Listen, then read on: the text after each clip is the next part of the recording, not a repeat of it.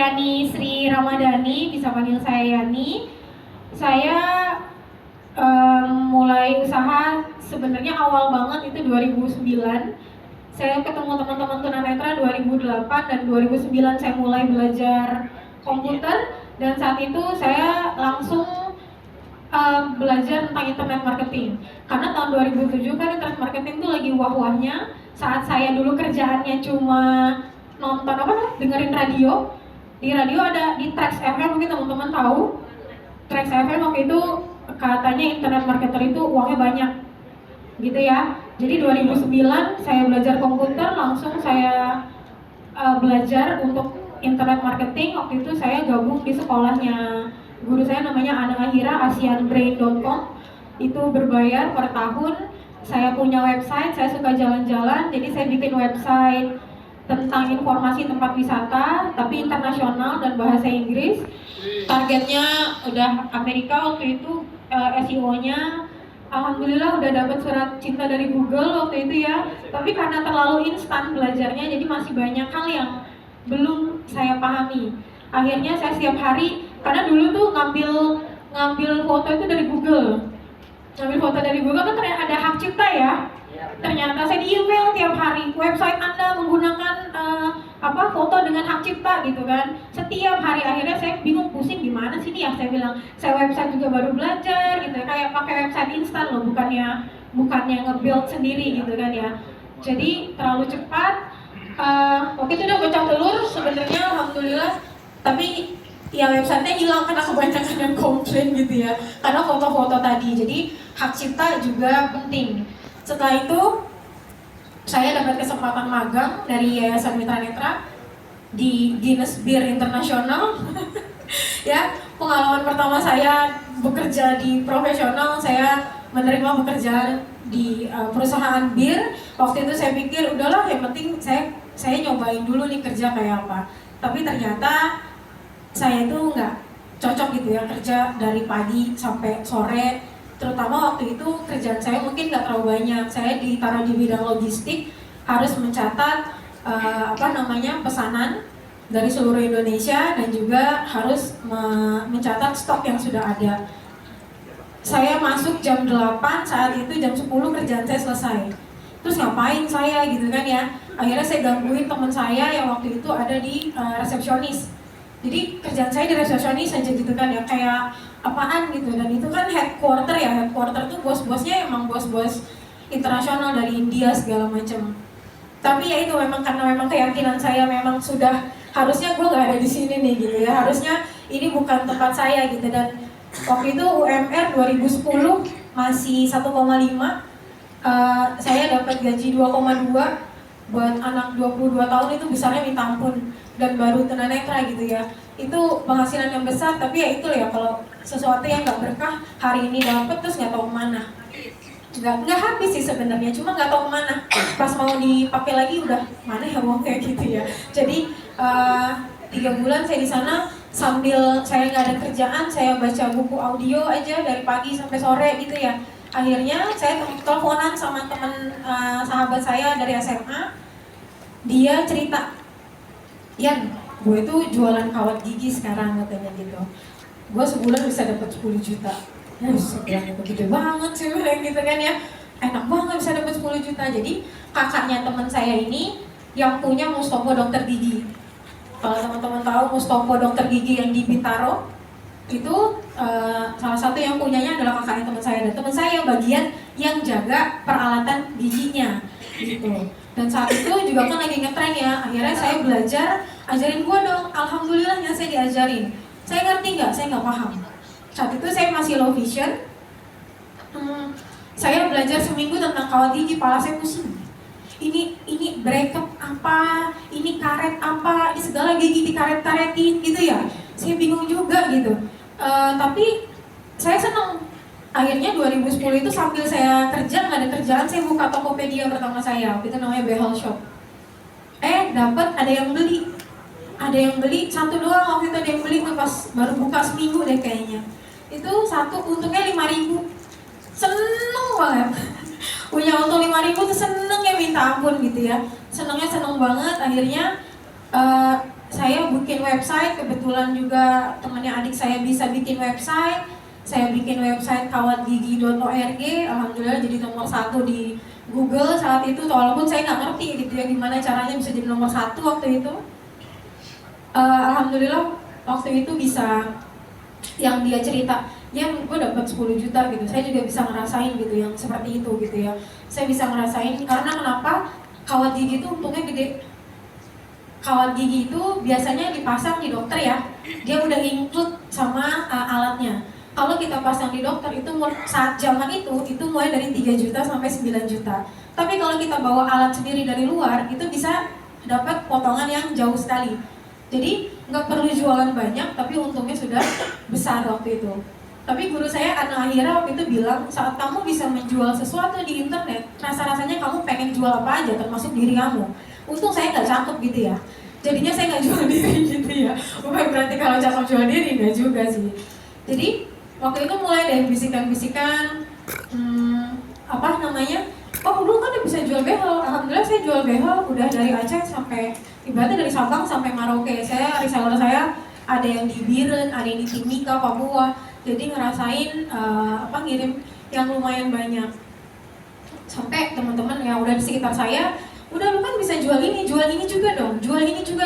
Akhirnya mulai tergoda jualan yang lain-lain, akhirnya tutup si kawat giginya akibat ketidakfokusan saya gitu. Jadi fokus itu penting. Dan saat saya dapat uang, mungkin saya beda sama teman-teman perempuan yang mungkin kalau dapat uang itu beli baju gitu ya. Saya dapat uang, saya kursus. Saya suka banget sama fried chicken zaman itu. Saya kursus online fried chicken.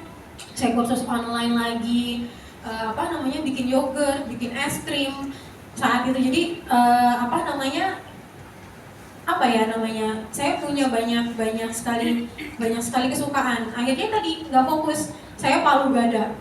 Apa aja yang lu mau gua ada, terutama makanan ya. Saya tidak berbakat di aksesoris, saya nggak berbakat di fashion, tapi makanan orang tuh minta bikinin apa aja, oh ya udah gue bisa. Padahal mungkin saya harus belajar dulu gitu ya. Akhirnya saya mulai jualan fried chicken. Mungkin teman-teman yang di sini ngaji bareng saya tahu banget kalau saya ngaji itu bawaannya kalau motor tuh penuh. Isinya barang jualan semua. Ada apa aja, bikin makaroni skotel, bikin apa gitu kan ya. Laku terus? Ya enggak juga. Tapi senang aja saat orang senang apa yang kita bikin, apa yang kita jual itu menyenangkan gitu buat saya. Sampai di 2015 apa 2016 saya ngajar di Yayasan Agung Makufin waktu itu. Udah lupa jualan. Sampai akhirnya lagi di 2018 anak saya sekolah. Waktu itu saya sempat ngontrak soalnya di dekat Makufin gitu ya. Anak saya sekolah KTP Jakarta, sekolah depan rumah. Kayaknya balik lagi aja deh ke rumah orang tua gitu ya. Akhirnya balik, disuruh berhenti kerja sama suami gitu. Disuruh berhenti kerja tuh sedih banget ya, maksudnya kerja itu kan bukan dalam rangka cari uang aja gitu, tapi kita bisa bersosialisasi, kita bisa nularin ilmu. Saya ngerasa bukan orang baik, jadi saat saya ngajar saya berharap ada yang bisa saya tinggalin kalau nanti saya udah nggak ada gitu ya. Jadi pas disuruh berhenti tuh sedih banget gitu. Tapi suami saya ngibur, ini saya punya uang katanya gitu. Saya punya uang, kamu mau usaha apa? Ayo usaha. Nah saat itu saya ini orang Palembang gitu ya. Lagi trennya ayam geprek di 2018. Orang Palembang, mungkin tanya Mas Riko ya, orang Sumatera Selatan. Kami Palembang itu sambal nggak ada yang pedas. Sambal kami sambal nanas, sambal mangga, sambal cengeng, itu semua manis. Jadi nggak ada yang pedas-pedas kayak di Jawa ini, nggak ada gitu. Akhirnya saya ngobrol sama keluarga saya semuanya gitu ya. Kalau saya buka usaha di sini, numpang di rumah mama ini, boleh nggak kalau saya buka ayam geprek? Saya bilang gitu. Nggak tahu kenapa, tiba-tiba tuh semua langsung setuju gitu. Adik-adik saya, ibu saya. Biasanya kan namanya keluarga kita, teman-teman ngerasain nggak? Kalau keluarga kita jualan, kayaknya repot banget gitu. Iya nggak? Lu ngapain sih jualan ini? Kan repot, lu capek, lu untung. Ada yang pernah digituin nggak? Iya nggak? Ya, saya pernah jualan frozen food. Jual nugget, saya buat sendiri. Saya dapat pesanan 10 kilo, saya ngerjain dari pagi sampai malam. Sendirian aja. itu sama suami dibantuin. Tapi kan kalau sama suami seikhlasnya seredohnya ya, dia lagi mau datang bantuin, alhamdulillah, kagak datang, masa kita marah-marahin gitu kan ya. Itu keluarga bilang, lu untung berapa sih ngerjain kayak gini dari pagi sampai malam, cuma bikin nugget aja. Nugget itu bikinnya nggak susah, tapi prosesnya panjang, dari mulai ngolah bahan, dikukus, dicetak, ditepungin, ditimbang-timbangin gitu kan ya. Jadi keluarga nggak tahu kenapa setuju, alhamdulillah buka. Dan seminggu sebelum buka, saya kan kenalan sama komunitas wirausaha di Tangerang Selatan. Dibilang, Mbak Yani mau buka ayam geprek kan ya, sama mas-mas, padahal saya juga nggak kenal-kenal banget gitu. Iya, mau nggak belajar sama chef katanya gitu. Sama chef, oh iya mau, saya bilang gitu kan. Bayarnya 1 juta, oh iya, saya ajak ibu saya, tapi saya nggak bilang kalau bayar. Kalau mau bayar, habis saya dimarahin. Ngapain bayar segitu mahal gitu kan ya. Akhirnya dari chef itu saya dapat resep sambal yang setelah diulang-ulang akhirnya sampai kayak sekarang, dan alhamdulillah udah dibawa ke 10 negara sampai hari ini. Dan investasi 1 juta itu jadi kayak gak ada apa-apanya gitu. Juli 2018 saya buka ayam geprek, apa langsung rame? Tentu saja tidak, saudara-saudara. Saya buka 2018 Juli, kemarin kami sempat ada 6 tahun. Itu saya sebulan berat badan saya turun 10 kilo. Capek banget. Karena harus nyiapin, jadi prosesnya sebelum, saat, dan sesudah tutup kan ya. Saya hanya berdua sama ibu saya waktu itu, capeknya minta ampun. Kami sudah daftar di GoFood, daftar di GrabFood, tapi kan itu perlu waktu ya, nggak bisa langsung gitu. Alhamdulillah 2 hari 3 hari pertama nggak ada yang beli. Alhamdulillah beli 1, beli 2. Saya ingat banget waktu itu awal-awal. Di sini ada Mas Maniso kan ya, order dari yayasannya beliau buat acara. Itu perharunya minta ampun gitu. Saat kita bangun sesuatu, terus ada teman kita yang percaya, itu luar biasa gitu. Jadi tepuk tangan buat Mas Maniso. Terima kasih banyak, saya gak lupa yang baik-baik kayak gitu. Alhamdulillah 2 minggu berjalan, saya mulai cari tim karena capek banget, nggak kuat. Kayaknya kasihan juga ibu saya kalau misalnya ini. Akhirnya kami punya tim 1. Ya kebanyakan cuma tidur-tiduran aja, duduk aja ketiduran, Alhamdulillah GoFoodnya di ACC, GrabFood juga di ACC. Mulai di akhir tahun kami mulai dikenal orang, mulai tahu kalau sambal yang kami buat berbeda dengan sambal yang lain. Saya nggak pernah bilang sambal kami paling enak, karena enak itu adalah relatif. Enak itu selera orang, dan kita nggak bisa memaksakan itu. Jadi saya nggak pernah bilang sambal saya paling enak, karena enak menurut saya belum tentu enak buat Bang Oji, gitu kan ya. Enak menurut saya belum tentu enak buat Pak Toto, gitu ya. Jadi satu yang pasti sambal kami cocok di banyak customer, sampai kami dapat review yang cukup bagus. Sampai hari ini ada di 4,5, 4,6, 4,9 di aplikasi makanan online. Dan saat itu lumayan banget yang beli. Sampai di tahun 2019 saya belajar kopi. Ini ceritanya di kopi sekarang. Kami belajar, akhirnya kami diminta untuk bikin blind coffee. Ada yang unik saat kami buka blind coffee gitu. Blind coffee bukan punya saya sendiri, tapi saya bersama 3 orang teman saya. Setelah belajar kami patungan. Kami patungan 1 orang 50.000 dengan cita-cita pengen punya kedai kopi. Kalau dihitung itu uangnya cuma ada 300.000. Kami berempat, ada guru kami 1, ada relawan 1. Uangnya cuma 300.000, tapi mimpinya punya kedai kopi. Tapi kami yakin gitu, dan tapi juga nggak ngeyel. Alhamdulillah Maret 2020 kami punya kedai. Alhamdulillah juga langsung COVID. Ya, semuanya harus disyukuri ya kan ya. Kami soft opening, siap-siapin semuanya COVID. Benar-benar saat pertama kali COVID di Depok.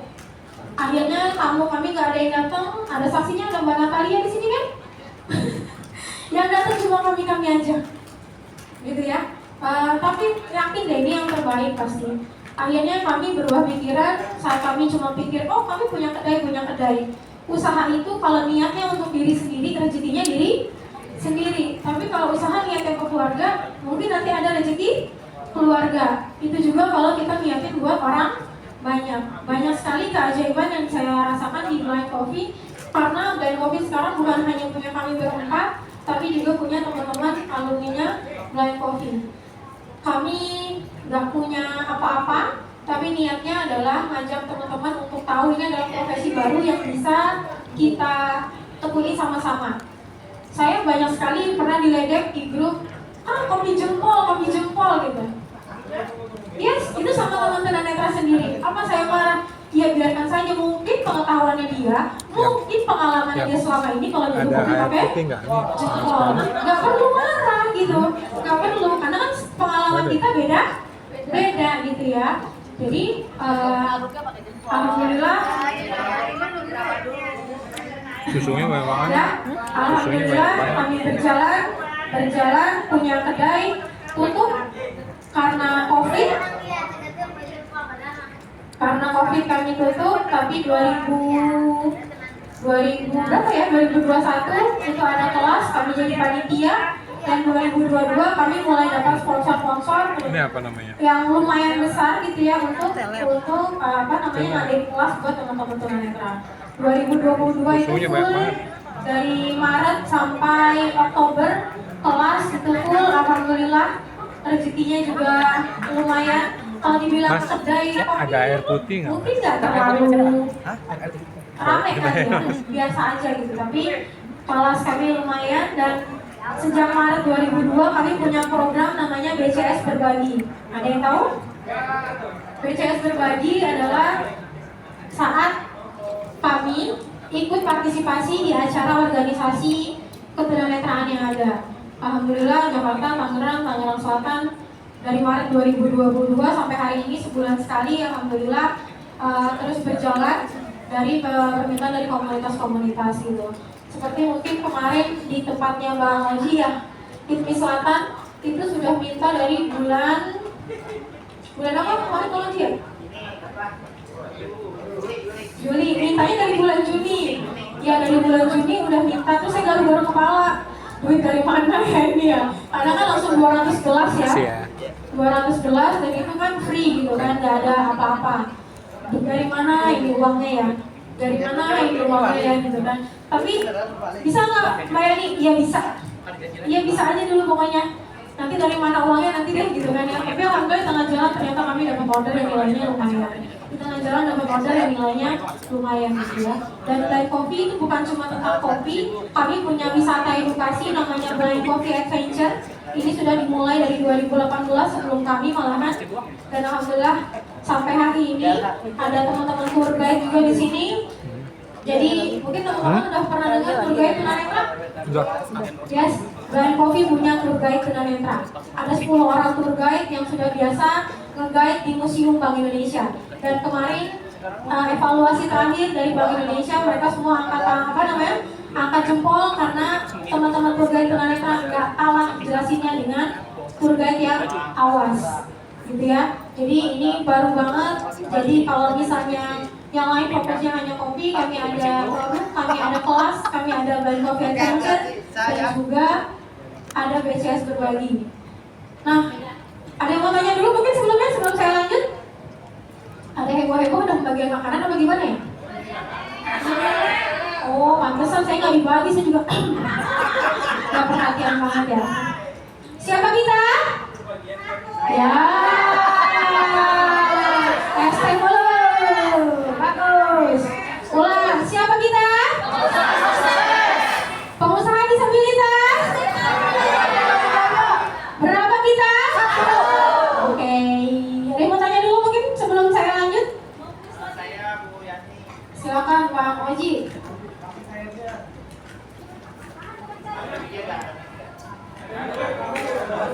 Saya habisin dulu lah biar saya nggak ngilang banget gitu.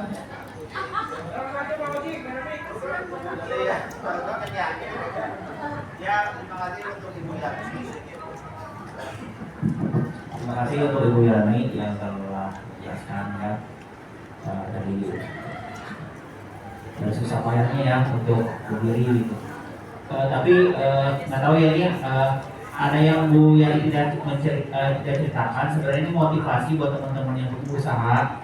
Waktu itu di tahun 2021 ya kalau salah, itu Bu Yani kan nyuruh saya itu sama driver saya untuk keliling membagikan buka puasa gitu. Padahal tadi Bu Yani sudah menceritakan kondisinya waktu COVID gitu, tapi Bu Yani bisa gitu. Terus di hari Jumat juga gitu, saya keliling-keliling ke rumah teman-teman yang terdekat sampai ke Lebak Bulus juga waktu itu luar biasa banget. Nah ini Bu Yani tidak menceritakan, tapi nggak ada salahnya kalau misalkan mungkin bisa didatang gitu untuk memotivasi teman-teman yang mungkin memang sebagian listriknya harus dikeluarkan gitu Ibu Yani. Terima kasih. Tapi kalau menurut Bu Yani ini takutnya ria atau bagaimana ya tidak apa-apa. Tapi mungkin secara sebenarnya mungkin bisa secara umumnya mungkin bisa dijelaskan untuk motivasi gitu untuk Bu Yani. Terima kasih. Terima kasih banyak Om Haji. Tadi saya bilang saat kita menyiapkan usaha kita cuma buat diri sendiri, rezekinya diri sendiri. Kecil atau gede? Kecil. Kalau niatin buat keluarga, mungkin Allah titipin rezeki keluarga itu lebih gede daripada diri sendiri. Kalau kita niatin buat bermanfaat untuk orang banyak, itu pasti akan Allah titipin lebih besar lagi. Gitu kan ya? Saya selalu percaya seperti itu. Dan pas COVID, saya rasa kita semua dalam keadaan yang sulit, bukan cuma saya. Saat itu ada memang satu program yang memang Ayam Geprek Petukangan sampai hari ini ada, yaitu Jumat Berkah. Itu untuk teman-teman ojol.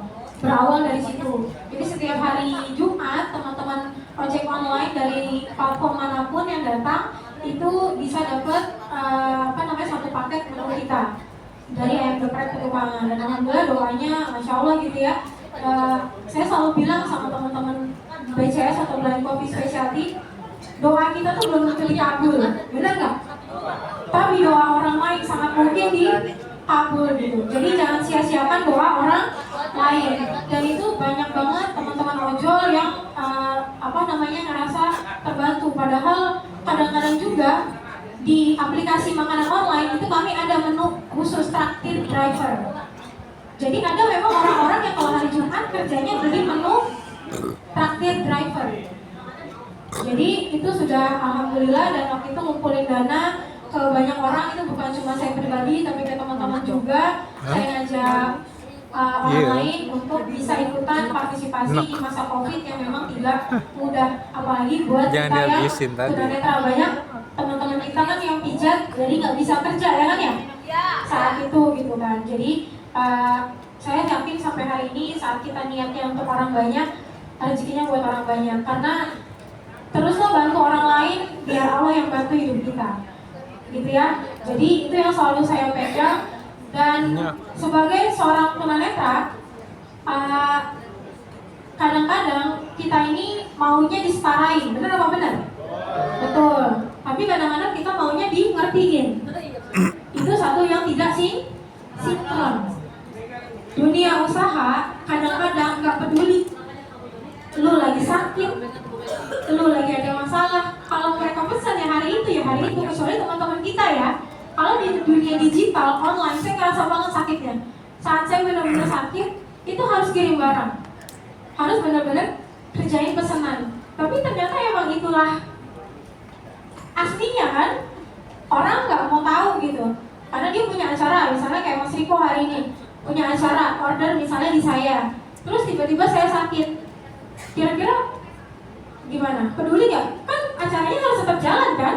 Dan kita juga harus ngerti itu gitu. Makanya pentingnya tim. Dari saya punya Ayam Geprek, saya punya tim. Banyak banget yang bilang, Mbak Yani mah itu mah bukan usahanya sendiri. Ya saya juga bukan superwoman gitu ya, yang bisa semuanya sendiri. Ya saya punya tim. Dan tim punya rezekinya masing-masing. Saya juga sudah mengikhlaskan keuntungan saya untuk berbagi sama tim. Saya bisa nggak untung besar? Bisa kalau kerjain sendiri. Gempor nggak? Gempor gitu ya. Jadi ayo pola pikirnya sama-sama kita perbarui. Mana yang teman-teman tidak bisa, ke orang lain. Apa yang nggak bisa? Foto produk bisa nggak? Ya, teman-teman low vision mungkin masih bisa, tapi estetik tidak. Nah, kita cari yang estetik. Saya tunanetra total sekarang, tapi saya ikut kelas foto. Saya ikut kelas foto. Buat apa? Kalau nanti saya punya fotografer sendiri atau saya lagi hire orang untuk foto, saya tahu saya mau request apa. Saya tahu saya mau bilang apa. Jadi nggak cuma, Mas, foto ini foto saya. Tolong ya, mau gimana Pak? Terserah, yang penting bagus. Dan online tidak bisa seperti itu. Saat teman-teman membuat foto untuk aplikasi makanan online, misalnya buat dibagus-bagusin, ada tomatnya, ada cherry-nya, ada stroberinya di ayam. Nanti orang yang beli komplain, kok yang datang cuma ayam sama timun? Yes, jadi jangan cuma asal foto, tapi harus real, gitu ya. Jadi ini yang kadang-kadang kita juga miss. Oh, foto seindah-indahnya, seestetik-estetiknya, tapi pasti sampai di customer dikomplain. Dan komplain online itu Masya Allah, itunya ya hukumannya bukan main. Bintang 1, rating bintang 1, kita kumpulin sampai ngos-ngosan. Bintang 4, bintang 5 itu kalah sama bintang 1 aja tuh bisa nurunin rating, gitu ya. Jadi bahaya banget online tadi, gitu. Jadi untuk go digital, yang pertama saya lakukan pas 2018 adalah saya riset. Setelah saya ngobrol sama keluarga, saya riset ayam geprek ini siapa yang jagonya? Siapa teman-teman tahu nggak? Geprek yang jago banget di 2018 punyanya geprek Bensu. Yes, saya beli semua menunya. Bensu karena saya nggak tahu kemasannya dia kayak apa kalau nggak dipegang langsung, bener nggak? Saya nggak tahu potongan tahunya, tempenya, ayamnya kalau nggak saya pegang langsung, gitu kan? Nggak cuma bisa dilihat. Mungkin keluarga saya bisa jelasin, yang potongan tempenya biasa tuh kayak apa? Iya nggak? Biasa tuh kayak apa? Saya beli semua menunya, oh begini toh ternyata menunya geprek Bensu, harganya geprek Bensu. Kemasannya geprek Bensu. Habis itu kemana saya keliling lagi gitu, ada punyanya Ustazah Oki Setiana Dewi. Semua ada 10 lebih, saya beli semuanya. Biar tahu, oh orang tuh kurangnya apa, lebihnya apa. Tapi jangan niat duluan untuk ngecengin. Paham nggak? Saat kita beli produk orang, ada orang-orang yang berpikir, oh produkku kita udah bagus, gue cuma mau bandingin doang kok. Ada gitu kan? Kosongin dulu pikirannya, baru beli, cobain. Ambil enaknya, ambil bagusnya, jangan sampai ngerjain yang jeleknya. Misalnya, oh geprek Bensu itu kecil ya ukurannya, wajar kecil, mereka gajinya timnya UMR, ada banyak, itu akan masuk di harga penjualan. Jadi jangan samakan yang kita ngerjain sendiri dengan orang lain, apalagi bisa gaji UMR saja sampai hari ini belum bisa. Karyawan saya hari ini masih di 75 sampai 100 satu hari. Kalau yang ayam geprek, gitu ya. Jadi kumpulin semuanya, ambil bagusnya, akhirnya saya keluarin. Menu-menunya banyak yang nyontek juga dari geprek Bensu. Banyak banget yang nyontek, alhamdulillah. Dan yang kedua, kita pastikan rasa produk kita ngangenin.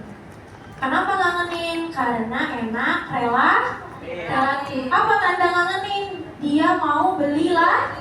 Itu tanda ngangenin, dan bukan dipaksa. Misalnya saya udah beli hari ini, Kakak Mega sudah beli sambal. Kak, beli lagi kak. Ayo kak, beli lagi, ayo.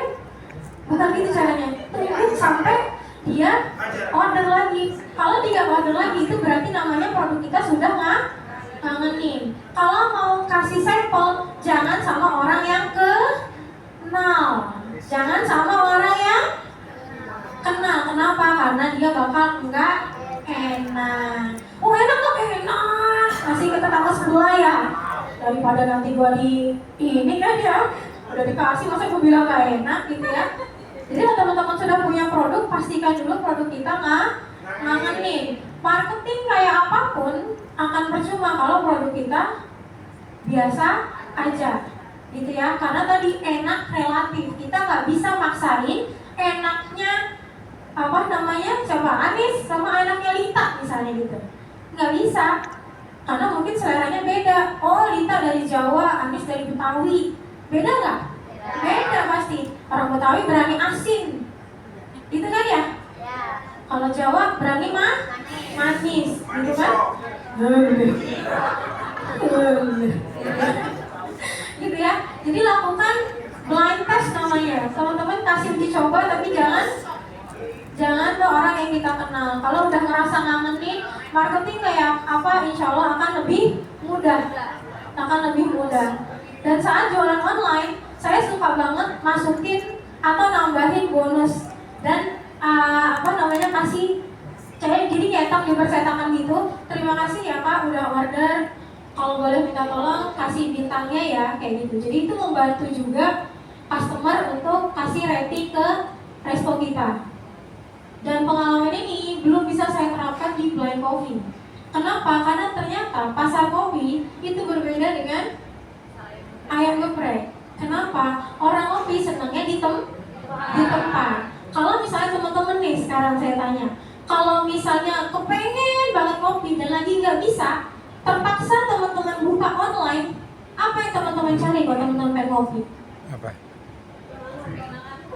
Kenangan, oke, terus janji jiwa, terus ya, bohong itu. Ya, karena pasar online sudah didominasi oleh merek-merek besar, karena branding mereka sudah besar di online. Orang nggak mau coba-coba yang nggak enak, ya nggak? Kalau kita lagi pengen banget, pasti kita cari yang sudah kenal. Nah, caranya gimana? Akhirnya kami waktu itu tamu-tamu yang datang kami kasih tahu kalau kami punya produk juga di aplikasi makanan online. Itu yang bisa sedikit membantu. Tapi pasar online sudah dikuasai besar 90% oleh merek-merek besar. Karena apa? Karena kita pelanggan tidak mau cari resiko. Online sekarang mahal apa murah? Mahal. Ongkos kirimnya sekarang udah jarang ada diskon, gitu kan ya. Jadi kita sebagai pelanggan pun ibaratnya milih-milih. Kalau gue pesan kopi ke A, ke Blind Coffee belum tentu enak nih. Iya nggak? Nanti nggak enak, gue rugi dong. Sama ongkir mungkin bisa 35, 40. Orang akan mikir, ya kan? Orang-orang yang mencoba sesuai riset, ini riset ya. Orang-orang yang benar-benar mau coba dan cari merek-merek asal itu cuma 5%. Berarti kecil atau kecil? Kecil gitu ya. Jadi kami cukup menemukan tantangan di Blind Coffee waktu itu. Apalagi sudah pernah sampai diskon 50%. Dan itu harga asli, bukan harga naikin. Dan biasa aja, nggak wah-wah banget gitu ya di online-nya. Alhamdulillah akhirnya kami cari trik lain, kami melayani coffee catering. Coffee catering, jadi kalau teman-teman punya acara, itu kami bisa seduhin langsung di acara tersebut. Alhamdulillah, customer kami sudah Kemendikbud, sudah Kementerian Pariwisata Desember lalu, dan pas Kementerian Pariwisata minta itu, saya nggak pakai 2 kali. Yang saya tanya apa? Mbak Yani, besok ada acara nggak? Nggak ada Pak. Mau ini nggak jualan di Kemenparekraf nggak? Ya mau, saya bilang gitu kan. Ada Pak Sandiaga nggak Pak? Yang saya tanya Pak Sandiaganya, bukan berapanya, gitu kan? Kenapa? Karena saya ngefans sama Pak Sandiaga. Alhamdulillah kemarin saya bisa sempat ketemu juga. Itu buat saya harga yang mahal. Sejak tunanetra saya jarang banget ngefans sama orang, tapi sama Pak Sandiaga itu udah dari 2000 berapa ya? 2017 pas acara di DPR juga ya Mas Maniso, ada kan ya? Tapi saya nggak sempat ketemu karena dijagain sama ajudannya yang luar biasa banyak. Dan alhamdulillah 2023 kemarin Desember bisa ketemu gitu ya. Dan coffee catering ini cukup menjanjikan. Kemarin lebaran kami kerja, hari kedua kami kerja lebaran tuh Mas Maniso. Mbak Yani, hari lebaran ada kerjaan nggak? Mau terima nggak kalau ada halal bihalal? Mau, saya bilang gitu. Namanya rezeki kan nggak boleh ditolak ya. Saya tanya ke teman-teman di Blind Coffee Specialty, kami udah punya kelas yang mereka sudah ada kelas lanjutan, yang biasa di kemana-mana. Woi, yang lebaran nggak pulang kampung, ada yang mau ikut gua nggak? Kerja yuk, saya bilang gitu. Akhirnya kami hari kedua itu kerja, lumayan lah ya 111, tapi kan kalau harga lebaran beda ya. Harga lebaran jadi beda gitu. Jadi coffee catering sekarang juga cukup menjanjikan dan effortnya kami nggak lagi terima dalam pesanan kecil kayak 5, 10 gitu ya. Udah jarang, orang rata-rata pesan untuk acara rapat, untuk silaturahmi. Dan satu yang berkesan saat lebaran kemarin, ada Kak Nurul di sini ya. Kemarin kami diminta untuk seduh kopi di rumah pengacara. Itu reuninya Fakultas Hukum UI. Kami nggak tahu, kami datang aja, ternyata di situ ada janji jiwa. Di sebelah 2 meja ya Kak Nurul ya. 2 meja di sebelah kami janji jiwa. Saya bilang, buset, saya bilang gitu. Gimana ceritanya bisa sampingan sama janji jiwa gitu ya? Emang orang bakalan mau, tapi kami nggak akan ngerti, kami udah dibayar. Kami udah dibayar lunas gitu ya. Tapi maksudnya, ya orang dari Blind Coffee janji jiwa pasti mereka pilih mana? Janji jiwa, tapi alhamdulillah janji jiwa bawahnya yang sudah pakai cup semua. Jadi mereka nggak nyeduh langsung. Dan orang-orang sekarang itu nggak suka manis. Benar atau benar? Ya, jadi mereka nggak bisa request janji jiwa dan alhamdulillah Blind Coffee jadi habis. Iya. Jadi kalau ini jadi hal yang baru banget buat kami. Saat kami pesimis, ya ampun, dihadapkan dengan janji jiwa, gimana nih kalau misalnya orang bayar tapi orang nggak mau gitu. Ternyata kami habis hingga tetes terakhir gitu ya, karena cuma satu kelebihan, bisa request tingkat pahit, tingkat manis. Karena tingkat pahit dan manis orang itu beda. Mungkin saya kasih kopinya biasa ke Mas Toto nggak masuk, karena Mas Toto mungkin udah biasa kopi pahit. Pasti bilang nggak enak nggak? Nggak enak. Sebenarnya bukan nggak enak, tapi nggak cocok gitu. Makanya saya nggak pernah menggubris orang-orang yang datang dan bilang, Mbak Yani kopi si A nggak enak, Mbak Yani kopi si B nggak enak. Itu bukan nggak enak, nggak cocok orangnya aja, iya nggak? Karena kalau kita bikin kopi biasanya kan satu rasa ya. Oh, kopi susu gula aren selesai. Bisa dinikmati ternyata manis, dan manis orang beda, jadi nggak enak gitu. Nah inilah yang teman-teman juga bisa pelajari di usahanya masing-masing. Kayak di ayam geprek juga gitu. Tahunya mungkin di ayam geprek itu kalau sambal dilumurin di atas ayam gitu ya. Tapi selama saya jualan, jarang sekali orang mau dilumurin di atasnya. Rata-rata sambal maunya terpisah. Mereka tulis di aplikasi makanan online, itu pasti bilang sambalnya dipisah ya Mbak. Sambalnya dipisah ya Mbak, level sekian, karena kita ada pilihan level gitu. Jadi preferensi customer itu juga penting. Makanya teman-teman yang nemenin di Blind Coffee itu pernah sampai jam 11 malam karena apa? Karena request dapat pesanan cuma 80, sebenarnya nggak banyak, 80 botol, tapi requestnya ampun-ampun.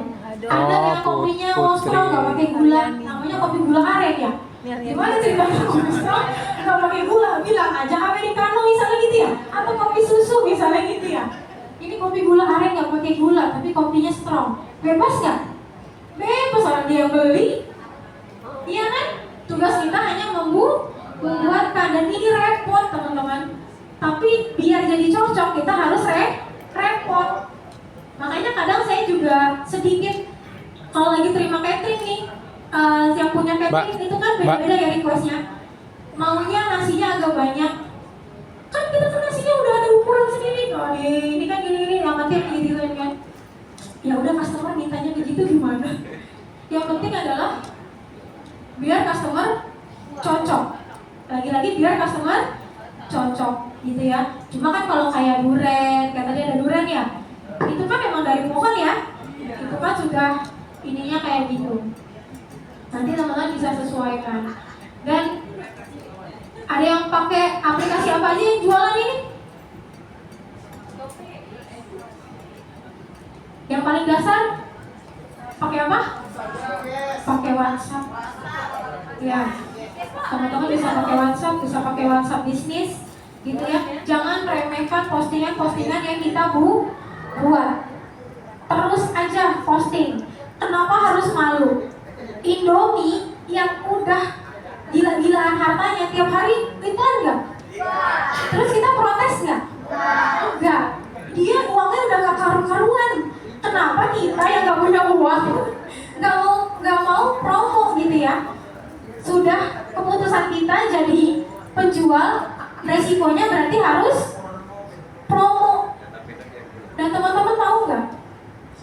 Ada banyak sekali order itu yang nggak langsung. Ada order yang pas kita tanya, maaf, tahu saya dari mana? Dari WhatsApp. Padahal mungkin promonya udah setahun yang lalu. Gitu. Jadi jangan jangan remehkan postingan kita di WhatsApp.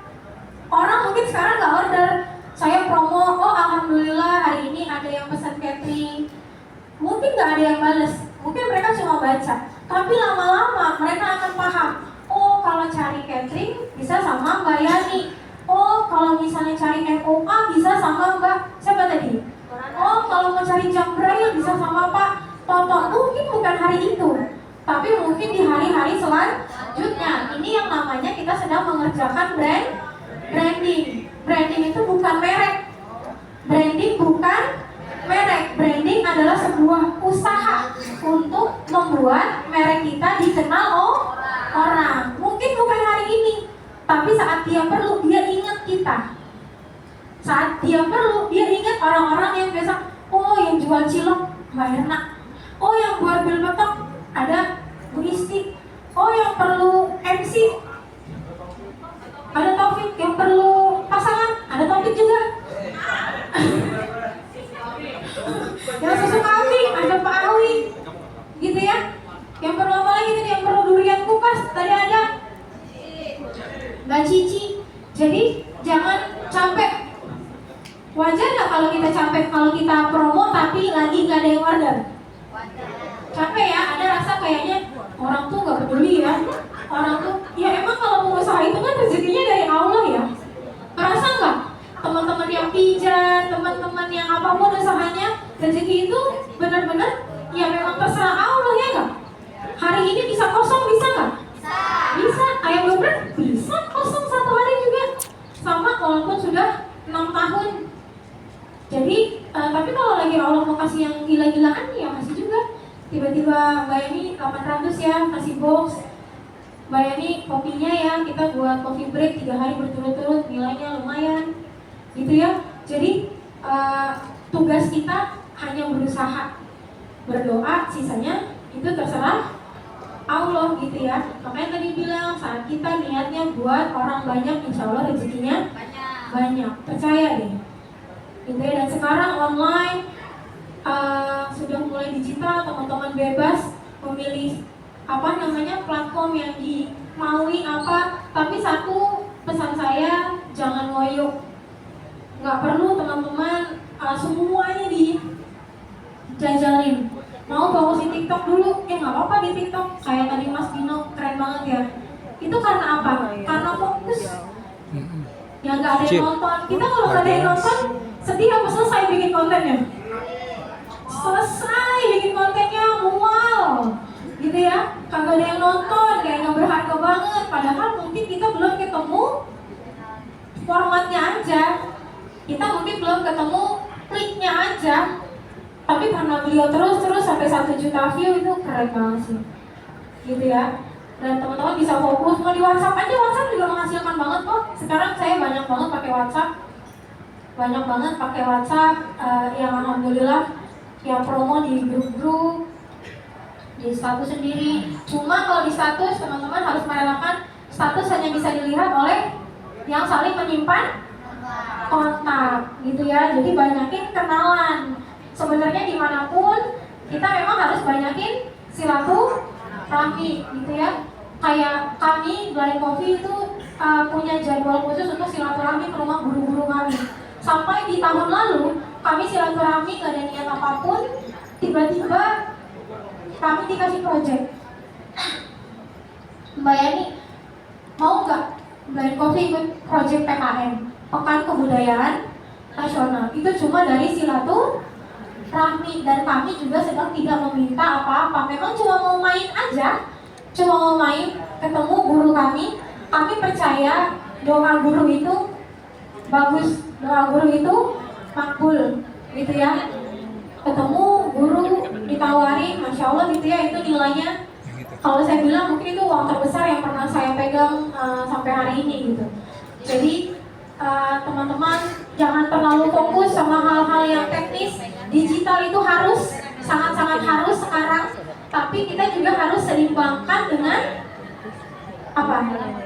Pemasaran yang konvensional. Betul, harus ramah sama orang lain. Siapa yang di Facebook atau di mana-mana bikin statusnya maki-maki orang terus? Siapa yang bikin statusnya ngeluh terus? Kira-kira pelanggan kita akan nilai seperti apa kita? Yes, tiba-tiba nih Taufik diputusin cewek. Besok lagi diputusin cewek, itu berapa sih Bang? Diputusin mulu gitu kan ya? Atau maki-maki, sialan banget emang nih si ini, swag banget nih si ini. Orang akan ngeri nggak belanja sama kita? Iya, oh dia bisa begitu sama orang lain, berarti kita juga bisa digituin gitu ya. Ini memang berat gitu. Saat teman-teman sudah memutuskan untuk usaha, itu sangat banyak variabel-variabel yang harus dipelajari. Makanya jangan jadi Superman atau superhero semua sendiri. Ya bayangin sekarang mah saya nggak sanggup bayar orang.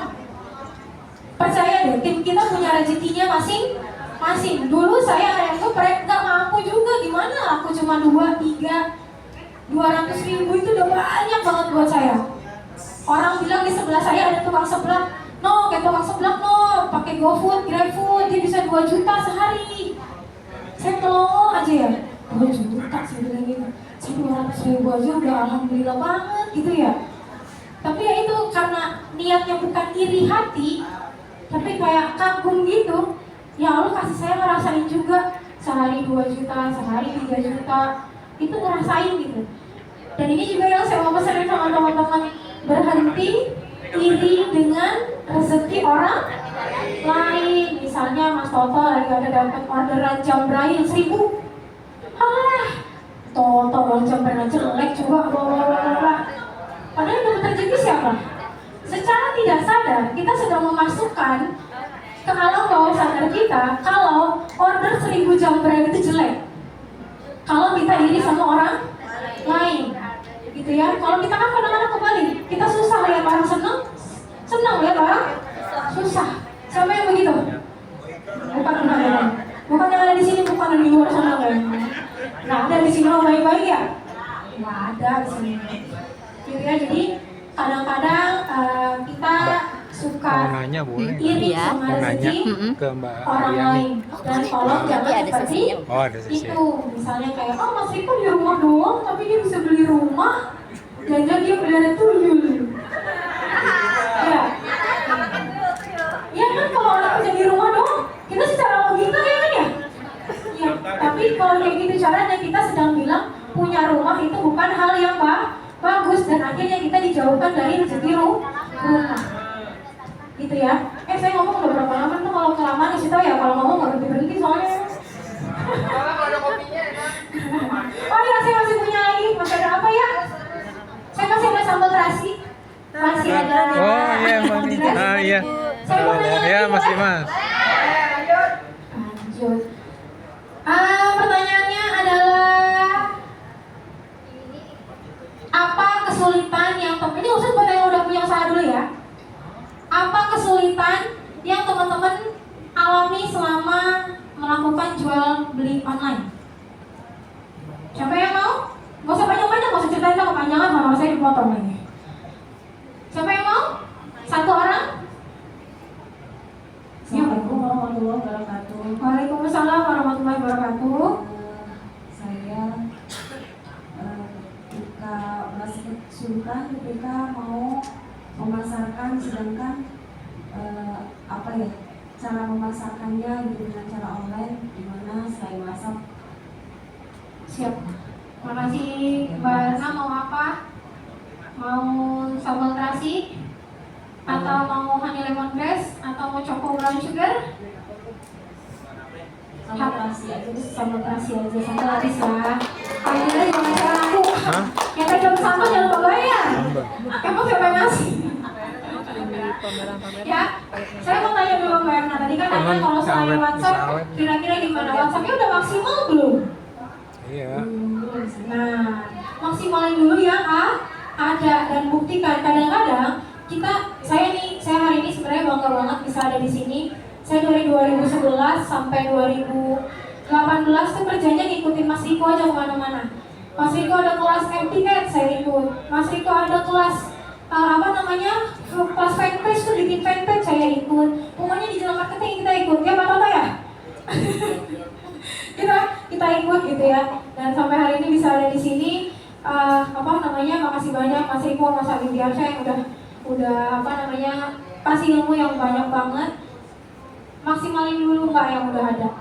Kadang-kadang kita belajar kayak saya juga belajar Facebook Ads, belajar apa, kita ngerasanya nggak ada hasilnya, tapi ternyata kita belum maksimal. Bukan nggak ada hasilnya, ada kok yang lewat WhatsApp aja bisa sampai miliaran. Ada bikin status, simpan nomor orang lain, kenalan, gitu ya. Itu ada. Jadi maksimalin, nanti kalau sudah advance bisa belajar lagi. Sini ada rumah pengusaha disabilitas. Banyak Siap. nanti Oh, iya. kelas-kelasnya. Dari anak kayak saya dulu, pokoknya banyak banget. Iya, nanya. Kelasnya, nanti coba di Instagram. Dan lagi-lagi teman-teman, promo itu jangan melulu Iya. jualan. Siapa yang suka dijualin? Iya. Siapa yang bosan melihat status orang jualan? Iya. Nggak ada? Nggak ada yang bosan tuh sama status orang jualan? Bosan kan? Yes, makanya jangan selalu jualan. Teman-teman bisa membranding dengan apa? Oh, kalau jualan durian ini bisa dijadiin apa sih? Bisa dijadiin kinca, bisa dijadiin es krim, pancake, apa lagi? Kue, selai. Oh, banyak kan? Itu juga bisa jadi ide konten. Enggak apa? Bener nggak sih makan durian bikin kolesterol? Nah, itu orang pasti cepat sekarang. Orang sangat aware dengan kesehatan, gitu ya. Orang sangat aware dengan kesehatan. Jadi bisa disambung-sambungin. Jadi isinya nggak durian. Besok lagi durian. Orang ini nggak? Orang kenal sih kita jualan durian, bener. Nggak ada yang salah. Tapi orang, jadi kalau saya tipenya, kalau lihat orang kayak gitu saya jarang buka statusnya. Sama nggak? Nah, kayak gitu. Tapi kalau orang yang nulisnya kegiatan sehari-hari aja, misalnya pas si duriannya datang, Mas Riko nya guys, udah duriannya pulang. datang nih guys. Gak usah nawarin, bilang gitu aja. Banyak banget ya. Ada nggak? Hal-hal yang Ada ya? sepele tapi dilakukan rutin. Dan tidak selalu hard sell atau jualan melulu. Biar orang enggak, karena kita kondisi keuangannya beda. Ada yang punya uang pas awal bulan. Ada yang gajinya 2, tanggal 2 udah koma gitu ya. Ada yang 10 koma. Yes, kalau kita yang pedagang gajinya ya harian. Kadang ada, alhamdulillah. Kadang banyak, alhamdulillah. Pokoknya ngomongnya yang bagus gitu ya. Jadi kalau saya ngerasa gak punya uang, saya akan jarang buka status orang yang jualan. Tapi kalau saya lagi punya uang dan pengen jajan, orang itu duluan yang akan saya buka statusnya. Lagi apa ya? Karena dia hard sale sehari bisa 20. Agak males juga ya bukainnya gitu kan ya. Tapi secara orang tidak ada yang salah. Yang benar adalah kalau apa yang kita lakukan menghasilkan, itu terbukti. Jadi nggak ada tuh yang paling benar tuh nggak ada. Katanya Mbak Yani harusnya soft sale tapi nggak ada penjualan, karena soft sale bukan untuk jualan tapi untuk membangun brand, membangun image gitu. Satu pertanyaan lagi, siapa saya?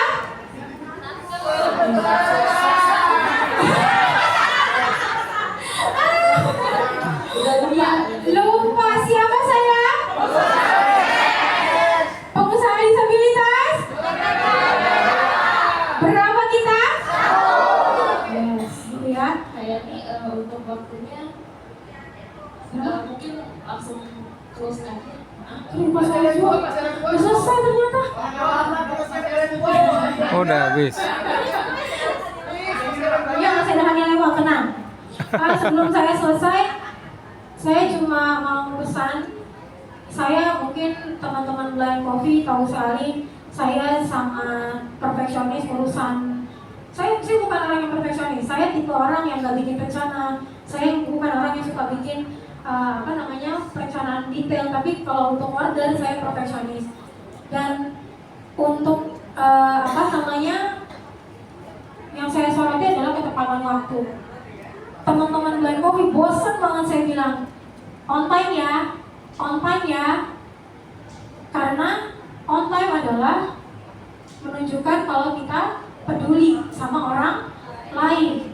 Misalnya tadi kayak orderan Mas Iko misalnya buat makan siang, tapi saya baru datang jam 1. Kira-kira perasaan Mas Iko apa? Deg-degan, dan akhirnya apa? Kapok kan? Gak lagi deh gue order sama Yani. Murah sih, tapinya telat. Akhirnya jadi apa? Jadi image. Dan orang akan mikir lagi, murah itu bukan segalanya. Blind Coffee sekarang jualannya lumayan mahal. Satu botol 250 ml itu 25.000. Kenapa kami lakukan itu? Karena kami bayar barista kami mahal. Gitu ya, kami bayar barista kami mahal. Saya kalau kemana-mana nggak pernah sendiri, ada teman tunanetra lain, barista lain yang nemenin. Dulu pas kami cuma berempat, kami dibayar cuma 50.000. Tapi sekarang ongkos ojek online mahal, 50.000, apa artinya buat kita? Ya kan? Saya pengen teman-teman yang datang ke Blind Coffee ada yang dibawa pulang walaupun belum banyak.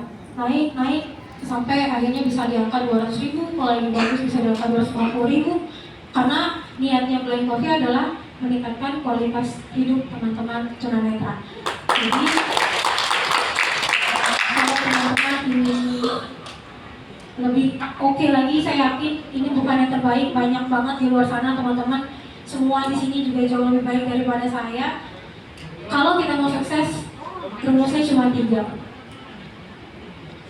Be the best, be the first, or be different. Kalau kita nggak bisa jadi yang pertama, kopi yang pertama bukan kita. Blind Coffee bukan kopi pertama tunanetra, bukan. Ada kopi dari Bali, ada kopi dari Bandung, bukan yang pertama. Be the best bukan. The best itu juga relatif. Tapi kita bisa jadi be different atau sesuatu yang berbeda. Itu teman-teman semuanya dari saya. Terima kasih Rumah Pengusaha Disabilitas, Kementerian Pariwisata dalam kesempatan hari ini. Dan maaf untuk kesalahan yang saya ucapkan. Hanya lemon dress satu lagi saya kasih, gak usah ini deh. Siapa? Beli?